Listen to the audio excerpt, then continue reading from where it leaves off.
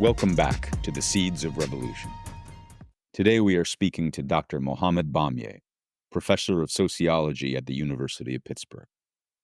Dr. Bamyeh is an anarchist, a Palestinian activist, and the author of numerous books and articles, including Life Worlds of Islam, The Pragmatics of a Religion, The Ends of Globalization, and Palestine, Listening to the Inaudible. Dr. Bamyeh joined us from Germany to share his thoughts on Israel's metamorphosis into an international pariah state, the valuable contribution campus activists and BDS advocates are making to the struggle for Palestinian liberation, and the limitations and problems with nationalism as a solution to the illegal and immoral occupation of Palestine.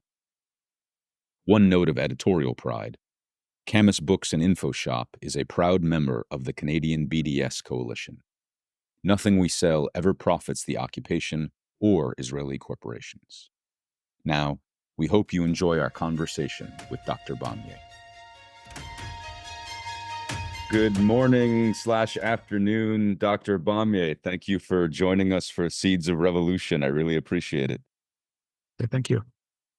So we've got hopefully a lot to cover this morning, so let's dive right in. I wanted to start by asking you to sort of introduce yourself to the people who listen to our podcast. So can you talk a little bit about your early life, your identity as a Palestinian, where you grew up, and sort of how you learned about and how you were encultured into life as a Palestinian and somebody whose family, I assume, suffered due to the Israeli occupation? My name is Mohammed Bamyeh. I come from a family that was kind of forced out of Palestine in 1948. We are in the family, we are 6 children. Each of us was born in a different country because the family continued to be on the move throughout much of our life. As part of that life experience, I lived through 2 civil wars, the one in Jordan in 1970, as well as the one in Beirut after that, throughout the 70s and 80s. And also I experienced the beginning of the Palestinian kind of resistance movement, at least part of it, as it was actually taking root in the Palestinian refugee camps in Lebanon as well. So I had a lot of actually direct kind of relationship to those movements. And when I moved as a student to the United States, I continued to be involved in Palestinian kind of movements as well there in various organizations, various solidarity movements. So that has always been kind of part of my consciousness. As a result, I kind of learned to speak to a variety of audiences, both in the Arab world as well as in the West. Dr. Bamyeh, given what you've lived through, you just described, your family's history, the places you've lived, the revolutions you've lived through, how do you contextualize the current invasion of Gaza? I mean, I hate to ask you to put it on sort of a spectrum of suffering, but, for lack of a better question, how bad is this episode compared to all of the other incidents of, Israeli settler colonialism and imperialism that you've witnessed? Palestinians think of this as they call it the second Nakba, actually. And the idea being is that it was comparable to the first Nakba in 1948, in the sense that they believe that this is an attempt at ethnic cleansing, just like 1948. And it seems to be obviously so, in fact, as such. I mean, there's no other obvious reasons for why, for example, the entire agriculture, for example, of Gaza is destroyed in this war. There's no military kind of reason for that. There's no reason for why all water purification plants have also been destroyed. Again, there's no military reason for that. There's no reason for why all universities, the West Bank, there were 12 universities, all of them were completely destroyed. Even after the Israeli army occupied the grounds of those universities, they just blew up the buildings to make sure that actually Palestinian, the kind of cultural capital, kind of does not accumulate in the region as well. So the way this war is being conducted is extremely savage, even in comparison to 1948. Right? The only difference is that right now the people of Gaza have nowhere to go. But in 1948, they were actually they were encouraged to flee to neighboring Arab countries, but those borders are closed right now. Right. So it is maybe in some way that makes it even worse in terms of the human suffering, because you have a captive population, right? And there is it is being kind of exposed intentionally to hunger as well, in addition, of course, to the human suffering and the killing. And so it's and it is happening, and this is the most surprising thing. It is happening in full view of the world. Top of that, in 1948, of course, we did not have the kind of media presence that we have today. So the visibility of this kind of genocide is also striking, not only in comparison to 1948, but also in comparison to other kind of processes of ethnic cleansing and genocide in modern history, which typically we find out about them after they have happened. This is something that is happening in real time, in full view of the world. So it could be that this is actually a new reality that we're confronting, is that, and who knows if it kind of happens in Gaza and is successfully carried through, perhaps other genocides may become possible to the extent that actually you can do them in a view of the world without any consequences. So it is not just comparable. In many respects, it's actually worse. Why do you think the second Nakba is in many respects worse? Why do you think the Israeli government, as savage as it's been in, the 82 invasion of Lebanon, I mean, the original Nakba, the 67 expulsions, why is this so much worse? And given that, like you said, why is it that the world, despite what we see with Spain and other countries recognizing, a few other countries recognizing Palestinian statehood, the world seems to be largely silent when these images of genocide are more readily available through social media than ever before? And I think actually we should not forget about the global solidarity movement that is happening throughout the world, especially on university campuses, not just in North America, which is actually remarkable. And not only that, but also there are a lot of Jewish voices inside that movement as well, which is really very important for it. And also Israel is becoming a pariah state. It is really not support. The vote about recognizing Palestine in the UN, for example, was supported by 125 countries. Only 9 countries voted against it. Speaker. And of course, the verdict from the International Criminal Court as well as the International Court of Justice are unique in the sense these are the first time that these international court systems actually goes against a country that is allied with the West. This is new, right? This has never happened before. Right? So Israel is becoming isolated increasingly, not just in terms of kind of allies, but also in terms of public opinion worldwide. Why it is doing that? There are 2 reasons for that. Basically, like in spite of kind of the loss, of course, of international standing. One of them is that this is the most right-wing government in Israeli history that we have right now. And it is populated by people who openly call themselves fascists, like Smotrich, the finance minister, openly homophobic as well. Ben-Gvir, the minister of the national security and the police, who comes from the Mayor Kahana group, which advocated the killing of Arabs, basically openly. So the minister of antiquities, who a couple of times openly called for simply dropping a nuclear bomb on Gaza, as opposed to spending time trying to actually occupy it. And these are people in the government, right? And they have never been actually punished for their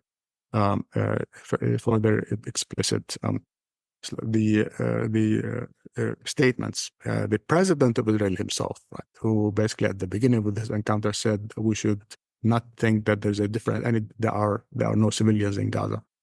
They're all kind of Hamas supporters, meaning they all could be killed. So the kind of language, right, that this government has been using expresses, of course, its a kind of extreme right-wing character, but also this government does not come out of nowhere. It comes from the fact that the Israeli society itself over time has moved so far to the right since the 70s and gradually, and now the kind of the settler movement that had started in the 70s as fringe movement now is in effect is control basically of the Israeli government by elections, so to speak. So society itself has moved much further to the right, and it has become a lot less kind of worried about kind of expressing the xenophobic kind of racial sentiments that had always been there, actually, but they were covered up with kind of some kind of polite, liberal, and quasi-socialist kind of veneer all that time. That veneer is no longer there. Apparently, it does not seem to be necessary. The other reason is power, the asymmetry of power. Over time, again, Israel has become by far the strongest, militarily speaking, the strongest kind of force in the region. And it is uncontestable, basically, on that regard.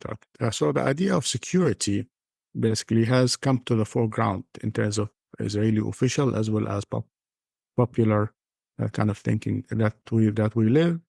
The idea here is that we live as Israelis in a region that is surrounded by enemies, in spite of the fact that Israel has all these normalization agreements and peace treaties. Yet, basically, this idea of being constantly under threat is so ingrained, basically, in Israeli consciousness, precisely because the fundamental source of insecurity, right, is unresolved. And the fundamental source of insecurity is the presence of Palestinians who have no rights and therefore are always a security threat or a potential security threat. And of course, the easiest way to solve the security problem is to give Palestinians their rights. But that means, of course, you have to give up some sovereignty, some land, some natural resources, notably water, basically, and give up something that you already control, which is the occupied territories. So there isn't. So that's the second reason is that there is unwillingness to do the absolute because of the power that you have as a state. You have no incentive to give the absolute minimum that would be necessary to resolve the Israeli-Palestinian conflict. So when Hamas attacked in October 7th, that was a surprise because the idea was that Palestinian and the cause of the Palestinians was on its way out as a historical problem. Palestinians were forgotten, even by Arab governments that were normalizing relationship with Israel without any regard for doing anything for the Palestinians. So that things were going very well for Israel before kind of October 7th. And then you have this war that actually like increase, like threw all this calculation basically into question. So part of the idea behind this war is to return these things to the conditions they were before October 7th, right? Which of course, which means that erase the Palestinians from the political equations of the Middle East, right, and normalization and so on, just like they had been before that. Right?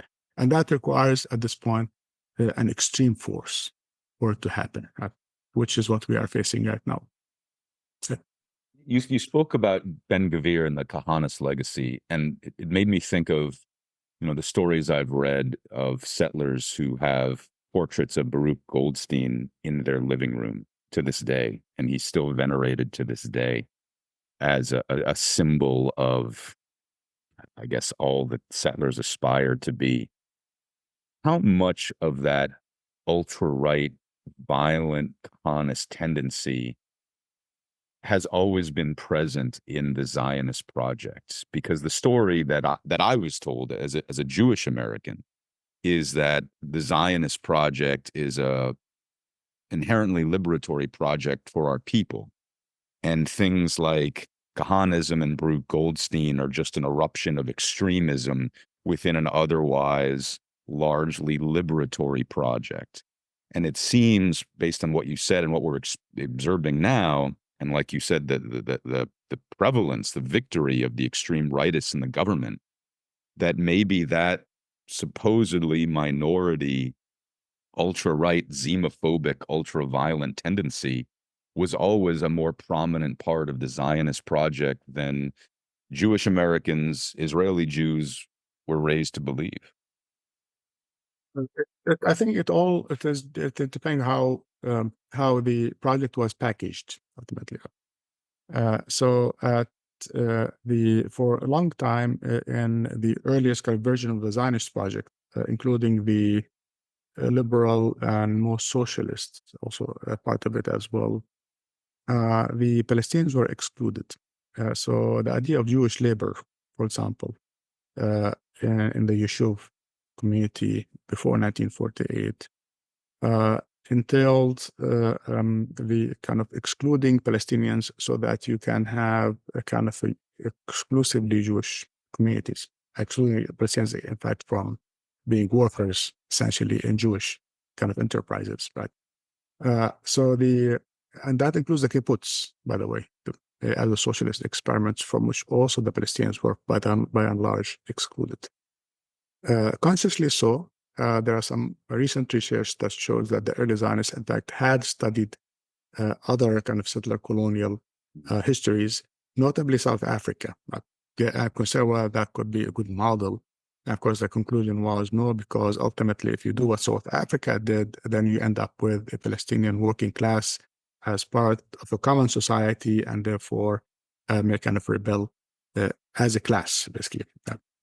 So from the beginning, there was this exclusion of Palestinians. It wasn't genocidal like we have today, basically, right? But the idea that this is a separate community coming into kind of an ancient land. And that was secular. So that was a secular kind of segregation, was not based on any religious, for the most part, and not any religious conception of the community. Over time, kind of you have more and more influence of religious Zionism. And Zionism itself becomes a lot more, not just more right-wing, but also kind of have a lot more religious input into it. And is it particularly a messianic brand of religious Zionism? Right now, it seems to be a kind of, it's not, of course, all varieties of Zionism are kind of have that form, but increasingly so, right? So religious Zionist parties have been part of the Israeli governments for several decades already. Not necessarily in a dominating position, but they were there. And they were gradually kind of accepted as part of the mainstream of Israeli society. And you see that basically in the behavior of the settlers in the West Bank already. Basically, the idea that this is our land. It is not called the West Bank. It is called Judea and Samaria. It has this biblical kind of term that is awakened and is used, in fact, by the Israeli government in Israeli films as well. That idea basically to erase even the name West Bank, basically as a kind of a concept. So to re-emphasize the biblical kind of a claim on that land. And that is not just rhetoric, but also before October 7th, you already have kind of a vast increase in settlers' attacks on Palestinian towns. And that has consequences. About 500 or so Palestinians have been killed in the West Bank, where there is no war, really, since October 7th. And they are killed in front of the eyes of the Israeli police. That does nothing. And none of those kind of murders have been resolved or punished. There was one small Palestinian village just the other day, has 150 residents have been attacked every day until people tried to use the Israeli court system, call the police. Nothing happened. Eventually, they left. They were forced to leave. The day after they left, the entire village was razed to the ground. Of course, ostensibly to prepare the ground for settlement being built on it. The way settlements are built right now, or at least being conceived, is on top of existing Palestinian land.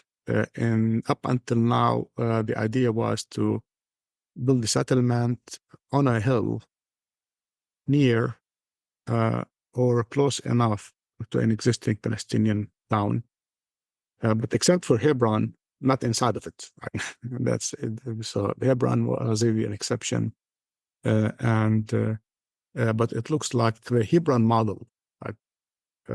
The settlement that is inside of the small settlement inside of the heavily populated Palestinian town may become more and more kind of the norm, right? And we're heading, of course, in that direction. Right? So violence, the violent nature, right, of the settlement project, right, over time became more and more obvious. Right?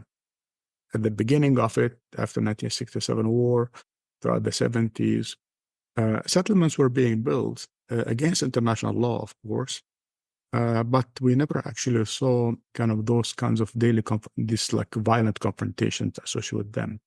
We saw kind of a gradual absorption of the land. That is, you build a settlement, then you claim the right to the underground water that belonged to another Palestinian town, basically, for example. You build access roads to it that actually makes it impossible for Palestinians to move around freely, but of course increase the freedom of movement. So land will be taken that way through those kind of tactics that are everyday, that are not visible to the international community until now. Now, of course, the settlement project is becoming a lot more violent, kind of and openly so than it has ever been. And I think that has to do with, of course, the transformations in Israeli kind of internal politics, basically, and the increased kind of nature, right-wing nature of the Israeli government, as well as of Israeli society itself. How do you think this is sustainable? Because Israel, Israeli Jewish culture still remains, extraordinarily Mm. secular. And we're Mhm. seeing, there was protests and riots in Tel Aviv on Saturday night, calling for ceasefires and calling for hostage releases.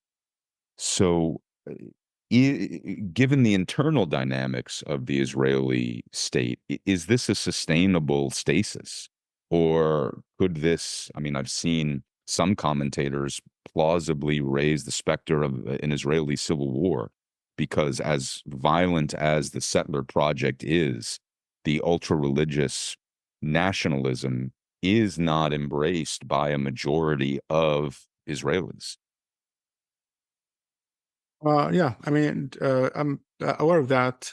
It's unclear to me where this kind of internal tension would eventually lead to. We know, of course, that before this war, there was this struggle over the proposed judicial reforms, and we didn't know exactly how that battle was going to end.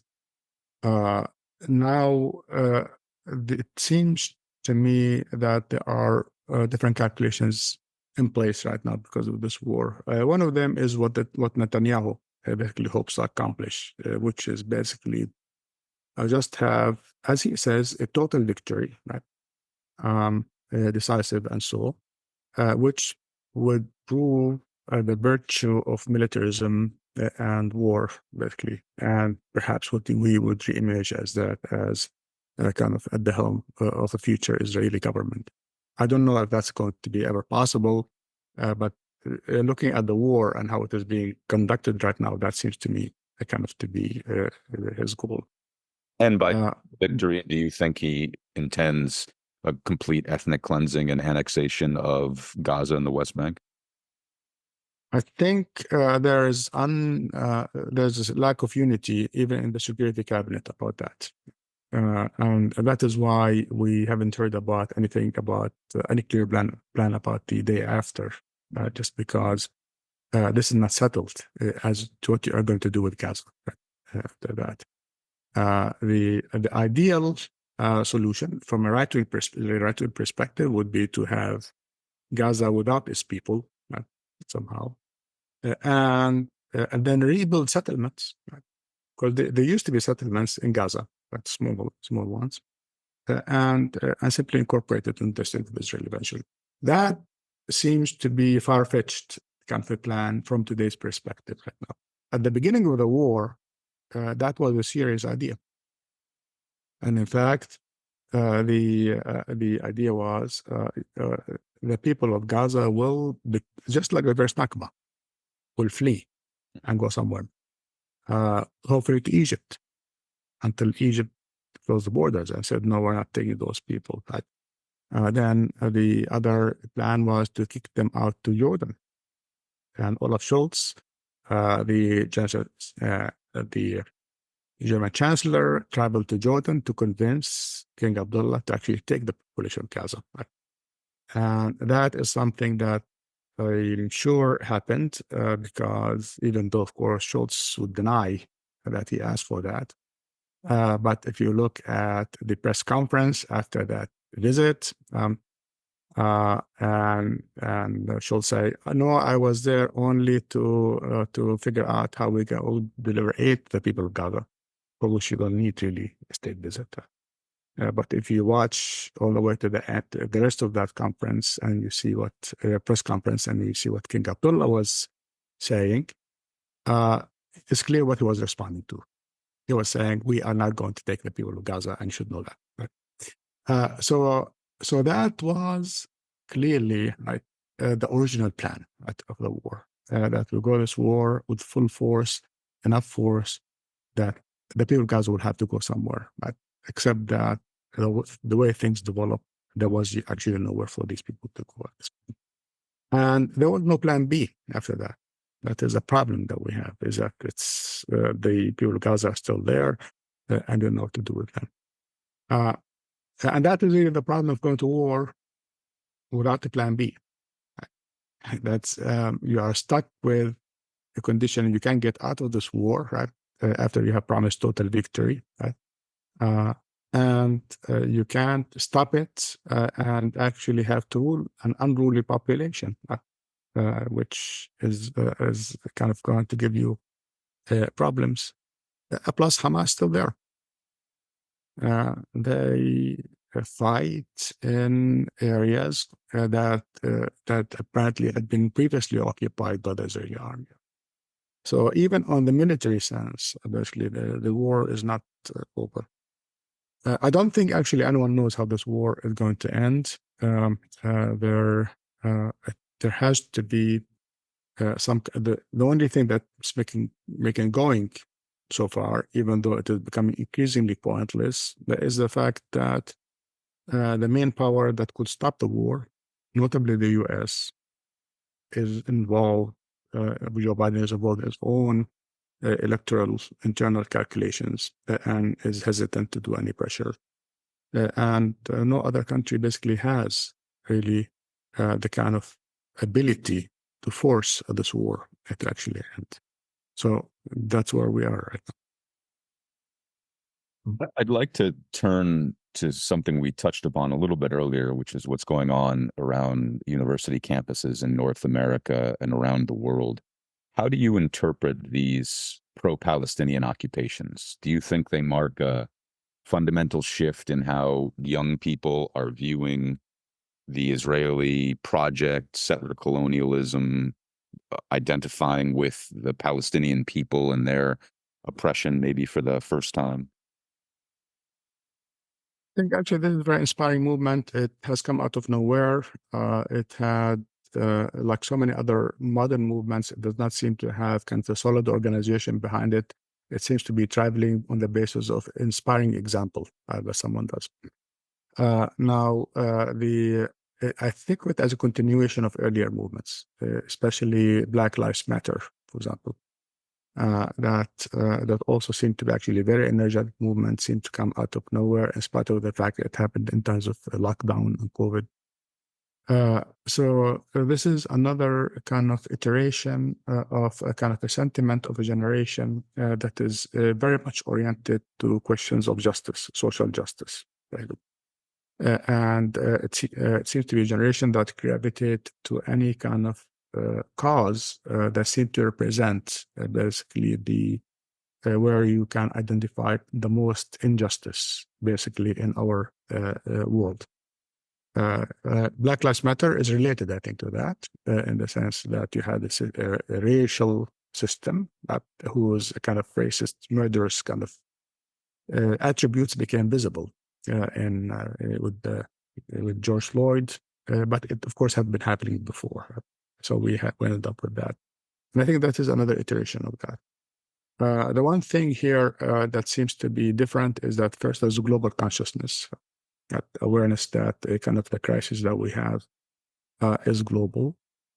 Also, it is against the elites in the sense that the university administrators are opposed to this movement. They don't like it, at least. The entire political elite, for the most part, is against it as well, right? So it is comparable to the environment of the 60s, I can say that. And in fact, there's one analysis that I just read recently that claims that the students at Columbia University actually studied 1968. But, what happened. And not only that, but actually they occupied the same buildings as well. They wanted to repeat History repeats itself. So there's a attempt to repeat that. And I think part of it has to do with the fact that the university itself basically has changed dramatically over the past 2 or 3 decades, in the sense of boards of trustees being dominated by business elite. Kind of education itself becomes very expensive. Students becoming treated more as consumers, basically, than as citizens. So the corporatization of the university, I think, has over time led to alienation among a lot of young people who think that perhaps there should be more to university culture than this neoliberal kind of logic, this kind of being treated as a consumer and the university being treated as a corporation. And that kind of a reawakening of the civic dimension, basically, of education and of university life. I suspect that is also part of the larger equation that we're dealing with university campuses that way. What are your feelings about some of the students' demands for academic boycotts against Israel, given your academic status and your profession as a professor? How do you conceptualize these demands within the context of academic freedom? I have always supported those demands, and I did not think actually we had the realistic prospects of pushing those kind of demands through the university, but now it looks like we can talk about them openly. There are many professors, in fact, in my own university who are also calling for boycott and divestment. They had never done that before. So the issue now that used to be divestment and boycott, which used to be a small minority issue for a long time, now it is much more publicly visible. And there's, of course, a lot more open debate about it. And university administrators sometimes, they say they were willing to talk about it, at least, although they never actually, which is a huge change, basically, in comparison to previous years. Of course, the comparison with South Africa, when I was a student back in the 80s, I did participate, in fact, in the anti-apartheid, the boycott movement on universities as well. And that was a greatly enjoyable movement. It was an opportunity for many students, for example, to get together around the global cause that seemed to be so intuitively just. Not just so intuitively just, but also linked up to a kind of racism within the societies in which we live. I'm talking about, of course, the US at that point. The idea of racism, basically, this whole thing, boycott, being related to boycotting racism in general, I think it is also becoming obvious to this generation. To my colleagues as well, namely where you see a situation where we talk about the equality of human life, right? That came out of the Black Lives Matter, basically, and became established as a concept. Yet we see kind of policies, right, being kind of promoted and supported by, say, the US government and other governments, which say that Palestinian lives do not matter, that you can kill these people en masse. And it's very easy, right, to actually link up this kind of differential value for human life to racism that we know in our societies. So that is the kinds of consciousness that I think aligns very well with the boycott movement and the divestment movement as well. It's also an opportunity for us to actually take charge of university kind of civic responsibility and university financial kind of involvement, not only in apartheid situation, but also with the arms industry. Because much, of course, of endowment in the endowment of universities is still either secretive or when it is not secret, we know that kind of weapons manufacturing is part of what we invest in as well. So it's not just Israel, but it is actually a larger kind of a cluster of objectionable kind of practices that in society that we're talking about. And more of a fundamental challenge to militarism and capitalism than just Sure. what it did in the Israeli context, I would imagine. Definitely. Speaking about universities, one thing we see, not just in universities, but especially on universities, is the intersectionality of support for Palestinian liberation. We see emergence of groups like Ukrainians for Palestine, feminists for Palestine, queers for Palestine. I'm curious how you think this has affected the Palestinian liberation struggle amongst Palestinians, and especially amongst Palestinians in a place like Gaza, which, governed by Hamas, it is not a government friendly towards a lot of those groups' identities. I do see every now and then whatever images come out of Gaza that are a response to this movement is that there's all Palestinians are very conscious of who supports them, and they appreciate that. Right? So, for example, after the 3 European countries recognize Palestine, you see actually signs in Palestine that you see the flags of those countries basically being kind of displayed in the West Bank. In particular, I haven't seen images from Gaza, but people are aware, Palestinians are aware. They are very attentive to international kind of public opinion and who's on their side.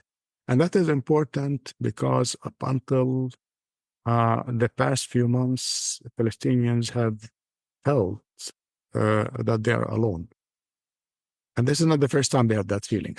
It has happened before, ultimately. There are several kind of episodes in their life, in their history, where actually that was the feeling. Until something happened, like the first Intifada, for example, we actually had another time when you have a mobilization of international public opinion, not as much as today, but enough to show them that actually there are a lot of people who are actually on their side. So Palestinian consciousness is very oriented really to the outside world because they do need the kind of the outside world, right? And they rely on it. And they are not going to succeed without kind of international support. They are aware of it, ultimately.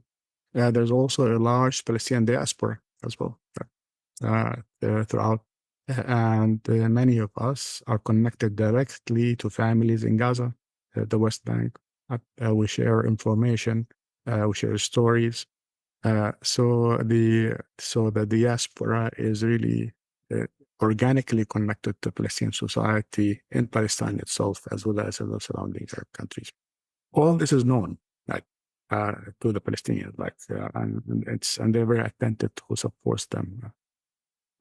So I think at this point, when you are being killed and massacred, yes, and your very existence is at stake, you don't care as much about who is the person who is actually on your side.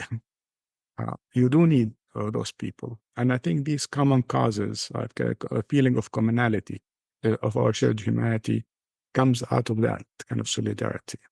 We don't have to actually spend too much time talking about LGBT, gender equality. All these kind of debates kind of seem to be kind of organically resolved, basically, when we have a kind of a situation where basically our very existence is in danger and we need the world to be on our side. And that is And I know a lot from other kind of national history to see that kind of these kind of moral kind of issues get resolved basically when you're, for example, when everyone is facing kind of the same danger.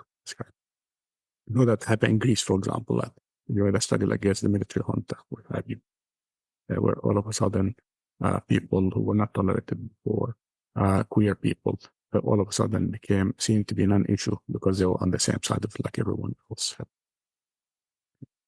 This is more of an observation that I'd love you to react to than a question. And you've alluded to it in some of your writings. I was reading some of your writings last night, and other writers have. Given your answer just now about how, Palestinians notice who their friends are and take succor from that and inspiration from that, so much of the history of Palestine and Israeli Judaism seems to be a history of doppelgangers. What has happened to the Palestinians is what happened to the Jews, and what the Israeli Jews are doing to the Palestinians is what was done to them. And to me, that seems to be, as somebody who was raised Jewish, one of the most tragic parts of this story is that we have these two peoples who couldn't be more closely related, and who seem to be living out this history of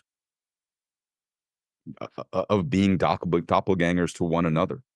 And that one of the main struggles that I've had as a Jew is trying to understand why other Jews, especially Zionist Jews, cannot or will not recognize that the Palestinian is our twin in so many ways, politically, historically, experientially.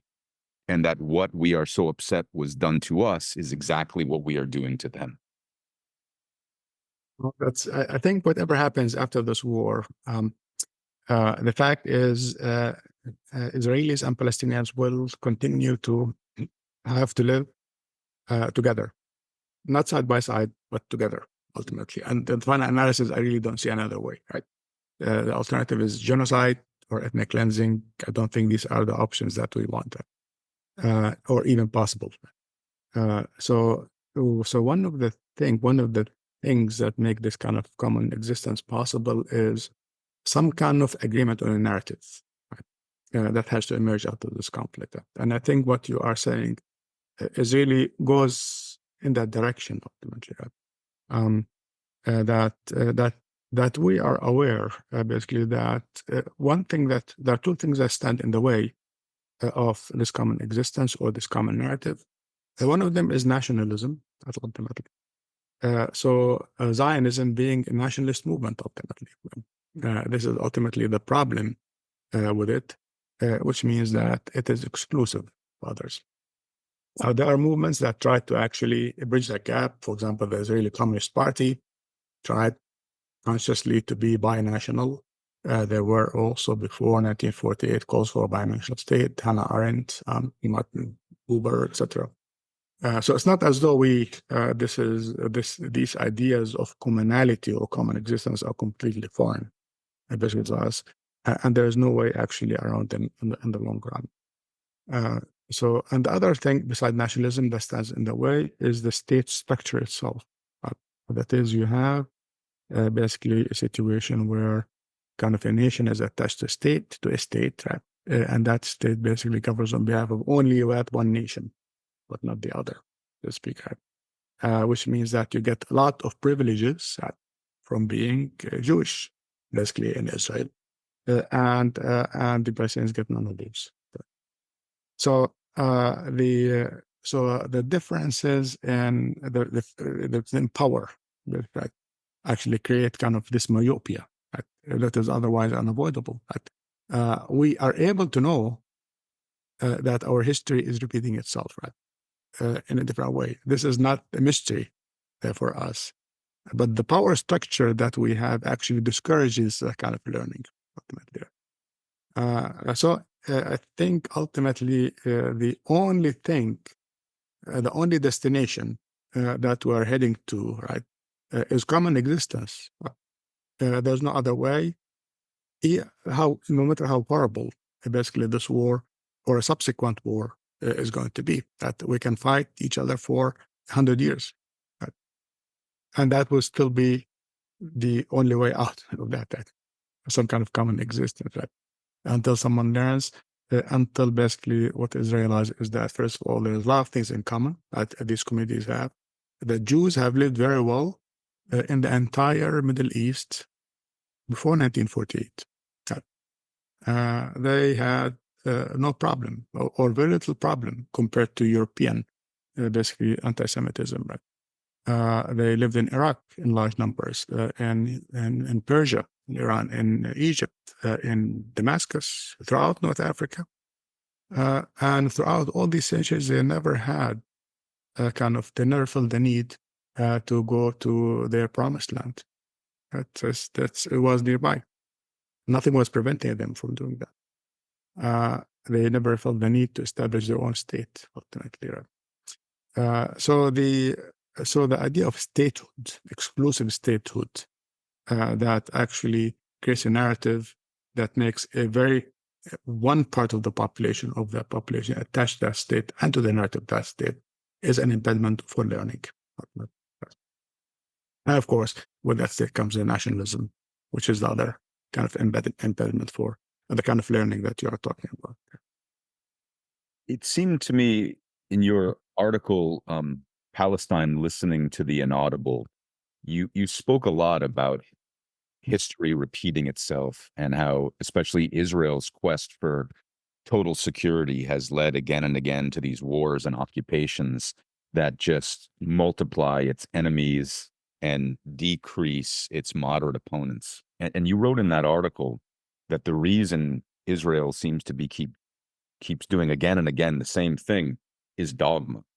Do you still think that the reason we, and by we, I guess I mean the historical actors, insist on replaying the same events over and over again, can we still ascribe that to dogma?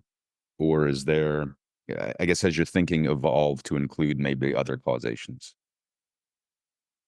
For a long time, I've been thinking about dogma and its origin in general, a sociological kind of a problem, right? And what kind of causes to actually kind of establish itself as a reference point, as unavoidable. And I think dogmas seem to actually be in place when kind of other arguments are available and you have no counter arguments against them. Right? So dogma becomes enforced. It's actually a way of enforcing, kind of a way of thinking against other arguments without having to engage those other arguments. And the issue of security is a good example of that, I think. Right? That is, security, you can never have enough of it. I mean, if we're talking about being in a free society, you have to tolerate a certain amount of insecurity as part of the price of freedom. That is something established in liberal theory itself. You have to be an anarchist to believe that, ultimately. Now, what makes security into a dogma as a question is when it is prioritized above all else. As a way of, because it is the one way by which you can kind of protect private privilege, and the fact that you have taken things away from other people, because when you do that, other people are going to hate you, then you're going to have a security problem. So security and the insistence of ultimate 100% security, basically untouchable kind of security, is when you don't want to give anything as a price for security.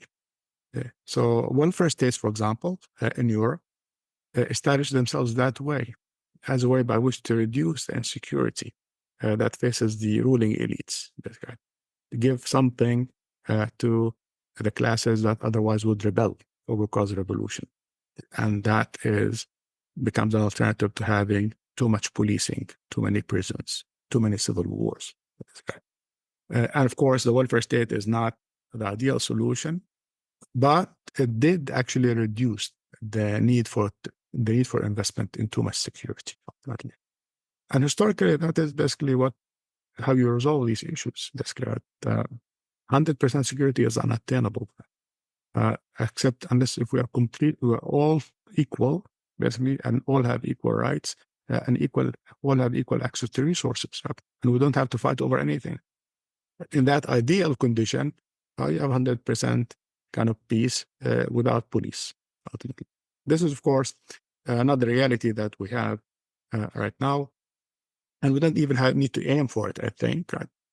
But the situation you find in Israel is this kind of logic of security has become dogmatic, right? In the sense that not a single Israeli can be injured, even though we are occupying an entire population, millions of people, and depriving them of rights. And yet we still have to have security, and we still have to be untouchable in spite of our injustice. But that is impossible.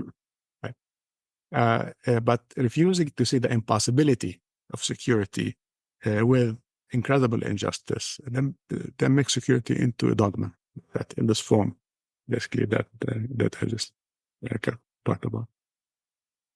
Two more questions, if I may, before I know you have to get going before I end the interview.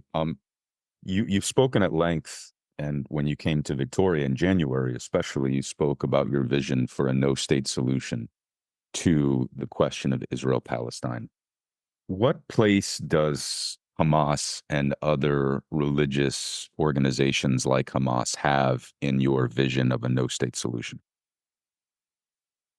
Yes, I think of Hamas as a symptom of a problem, but not as the problem itself, because Hamas emerged historically at a particular point in time. It did not exist always. We do not always have it.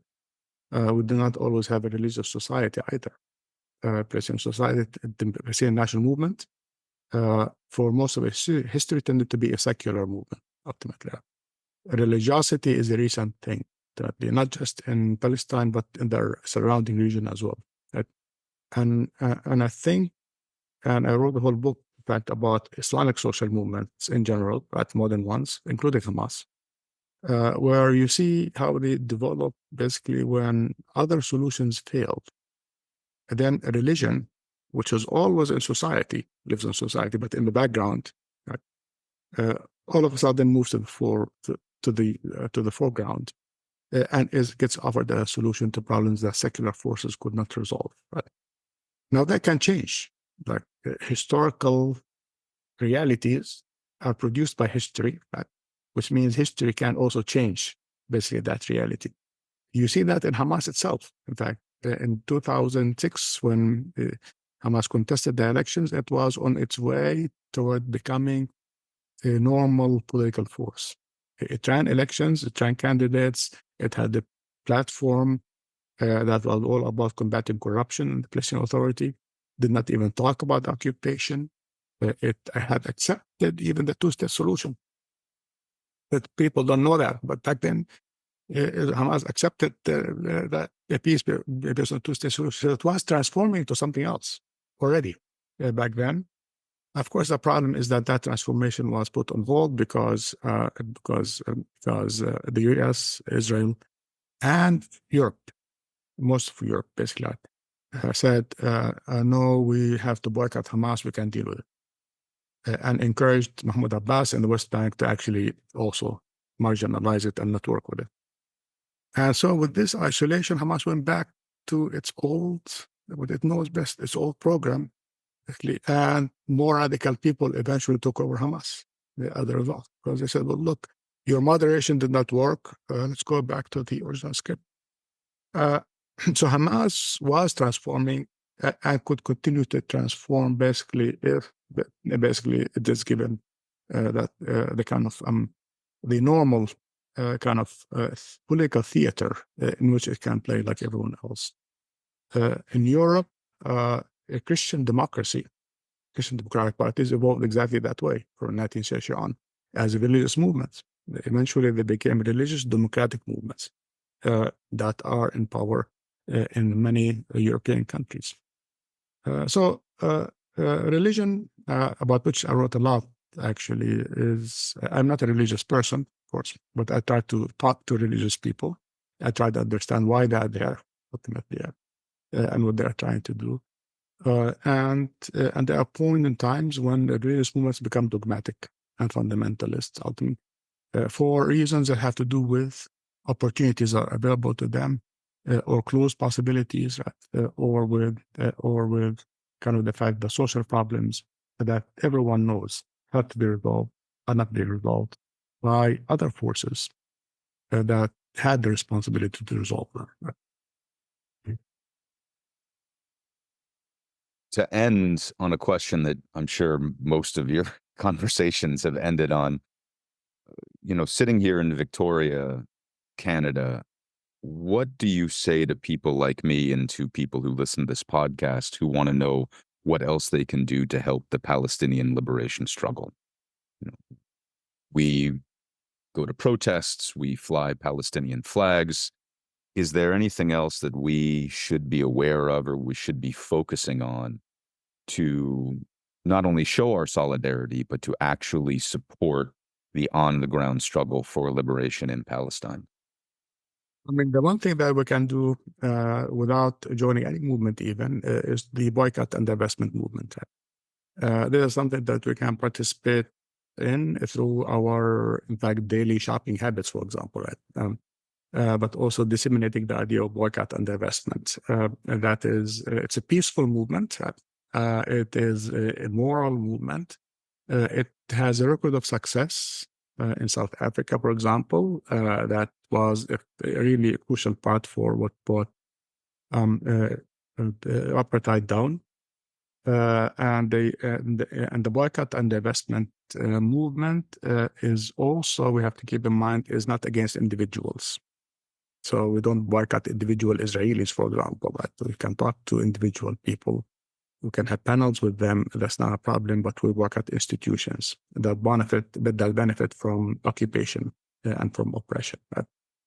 This is, I think, the one movement globally that actually is making a difference.